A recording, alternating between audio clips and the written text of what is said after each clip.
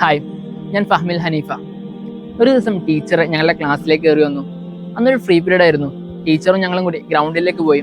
ഗ്രൗണ്ടിലേക്ക് പോകുന്ന വഴിയിൽ ഒരു പ്ലാസ്റ്റിക്കിന്റെ കവർ കണ്ടു. ടീച്ചർ അതെടുത്ത് ആ ലേസിന്റെ കവർ വേസ്റ്റ് ബാസ്ക്കറ്റിലേക്ക് ഇട്ടു. ഞങ്ങളോട് പറഞ്ഞു, മക്കളെ, നിങ്ങൾ ഇങ്ങനെ പ്ലാസ്റ്റിക്കിന്റെ കവറൊന്നും വഴിയിലിടരുത്, മണ്ണിലേക്ക് ഇടരുത്, ഇത് മണ്ണിന് വലിയ പ്രശ്നങ്ങളാണ് ഉണ്ടാക്കുന്നതെന്ന്. അന്ന് ഞങ്ങൾ ആ ഗ്രൗണ്ട് മൊത്തം വൃത്തിയാക്കി. ഞങ്ങളുടെ കൂടെ ഞങ്ങൾ ടീച്ചറും ഉണ്ടായിരുന്നു കേട്ടോ. ഇങ്ങനെ പല പുസ്തകത്തിൽ ഞങ്ങൾ പഠിച്ചിട്ടുണ്ട്, മണ്ണിലേക്ക് പ്ലാസ്റ്റിക് ഇടരുതെന്നും പ്ലാസ്റ്റിക് മണ്ണിന് വലിയ പ്രശ്നങ്ങൾ ഉണ്ടാക്കുന്നതെന്നും.